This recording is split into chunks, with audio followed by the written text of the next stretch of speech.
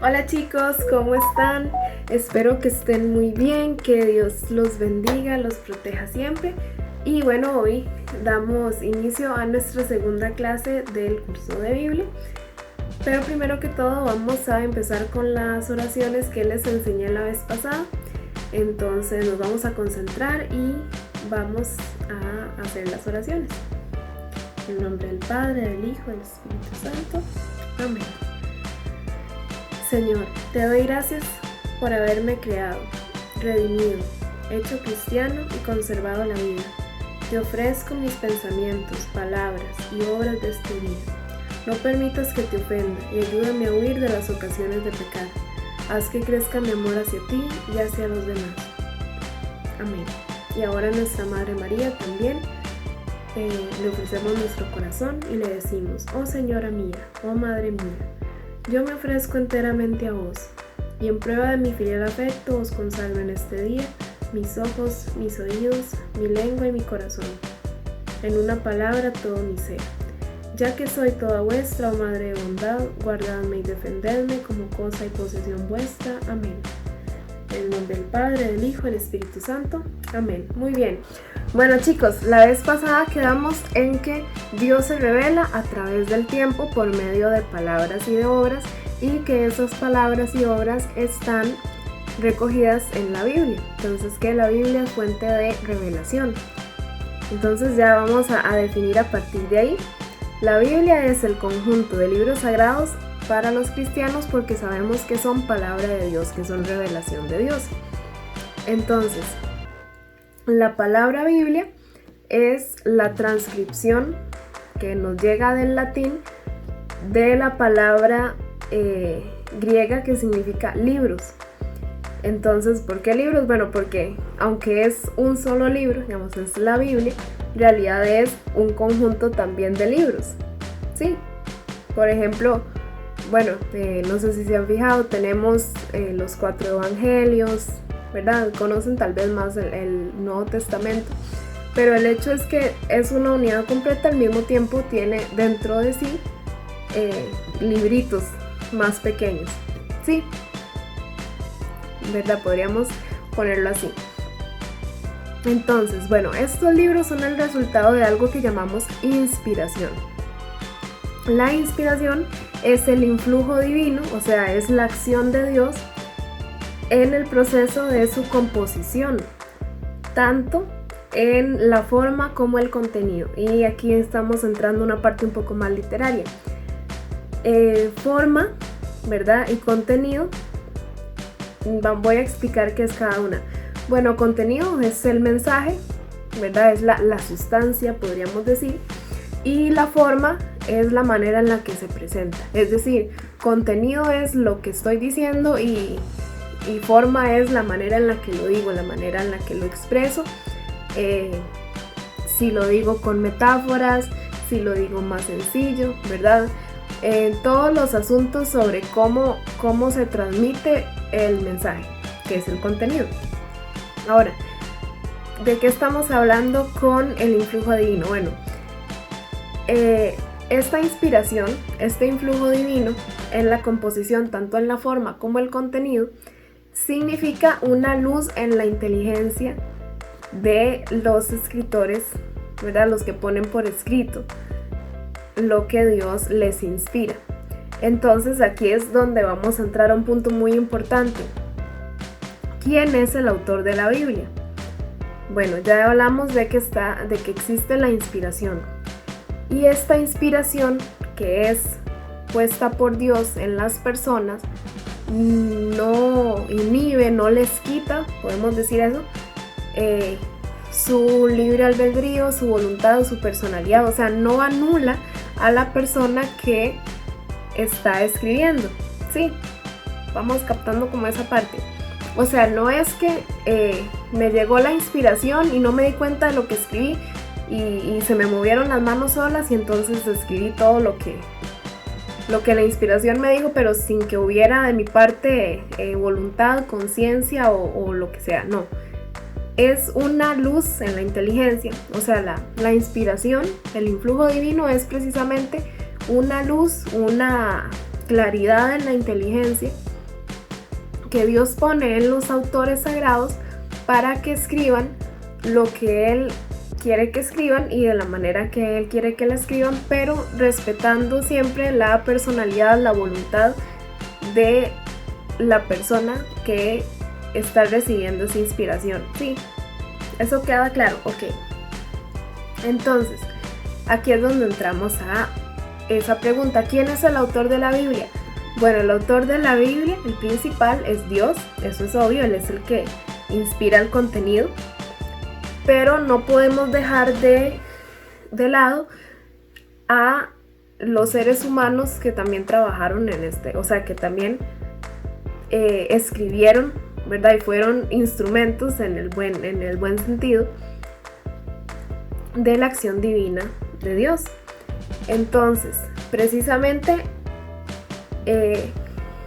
los autores de cualquier libro de la Biblia tienen un nombre específico, ¿verdad?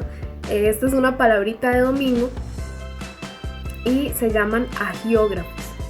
Entonces, ¿quién es el autor de la Biblia? Dios es el autor principal y los agiógrafos también son autores. O sea, se puede decir que es como una coautoría, ¿verdad? Podríamos ponerlo de ese modo. Y precisamente los agiógrafos imprimen en lo que escriben su personalidad, sus gustos, ¿verdad? De literarios, de metáforas.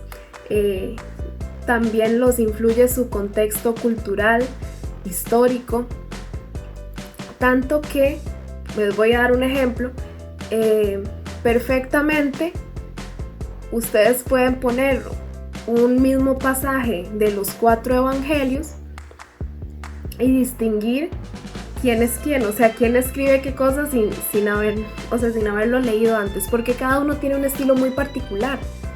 Y precisamente es por eso, porque Dios inspira lo que tienen que decir, o sea, Dios les inspira lo que quiere que digan en su contenido, pero la voluntad de las personas no está ausente del proceso. Sí, también esto es otra palabrita de domingo, ¿verdad? Que pueden utilizar en algún momento, pero es interesante profundizar en estos conceptos. Esto es posible, ¿verdad? Todo lo que les acabo de explicar,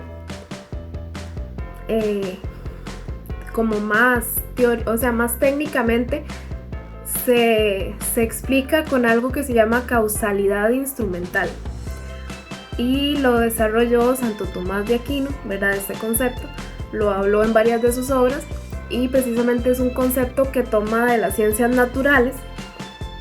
Santo Tomás de Aquino es doctor de la Iglesia, y esto de causalidad instrumental se trata de que hay dos agentes, ¿verdad?, que causan conjuntamente un efecto.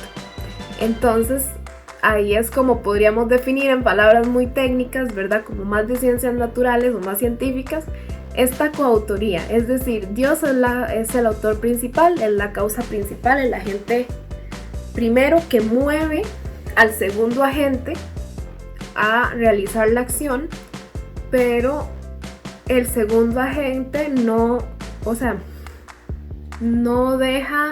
es un simple instrumento que no le imprime nada, sino que precisamente en conjunto con el primer agente, que fue el motor que produjo la acción, causa un efecto, y lo causa en la medida de sus posibilidades, en la medida de sus características también.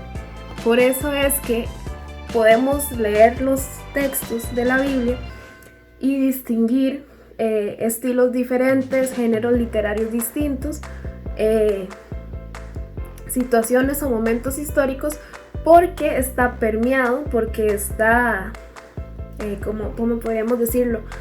Está mediado todo este proceso también por un autor humano, que no fue un simple objeto, no fue un lápiz que escribió mecánicamente y sin contribuir en absolutamente nada. No, fue un coautor en todo este proceso de escritura, y precisamente por eso es que tiene una huella. Cada escrito, cada libro tiene características propias de su autor, de su época, de su género literario, y precisamente por eso también hay muchos libros en la Biblia, especialmente en el Antiguo Testamento, que hay que leer atendiendo también a sus circunstancias, o sea, a su contexto. Porque si no se leen atendiendo a los contextos, entonces no se comprenden y se vuelven confusos. Bueno, eso es el concepto técnico, ¿verdad?, de lo que sucede, de la coautoría, que podríamos decir causalidad instrumental. Entonces, ¿quién es el autor de la Biblia? Dios es el autor principal, y el hagiógrafo o escritor sagrado también es autor. Y entonces hay dos autores, pero el principal, el primero, más importante, siempre va a ser Dios. Y precisamente ahora, la próxima clase, ya que hablamos de quién es el autor y todo, porque eso también es otro, se las voy a introducir un poquito nada más, pero vamos a entrar en detalle la próxima semana. Ya vamos a hablar sobre cómo se divide la Biblia, podríamos decirlo así. La división principal, y que ya la habíamos conversado la semana pasada, es el Antiguo Testamento y Nuevo Testamento. Dentro de cada uno hay subdivisiones, y les voy a ir explicando un poquito sobre cada libro. La Biblia está compuesta por 73 libros, 46 del Antiguo Testamento, 27 del Nuevo Testamento, y la próxima semana vamos a hablar del Antiguo Testamento, y la que sigue, Dios primero, vamos a hablar del Nuevo. O si el tema se extiende más, entonces vamos a dedicarle un poco más de tiempo tal vez al Antiguo Testamento, que es un poco más largo. Entonces fue un gusto, de verdad, chiquillos, y esperen la clase de la próxima semana. Solo abarqué esto hoy porque yo sé que es un poco complicado la parte esta de la inspiración y todo, entonces quería dedicarle solo una clase a eso porque lleva su tiempo entenderlo. Bueno, chao.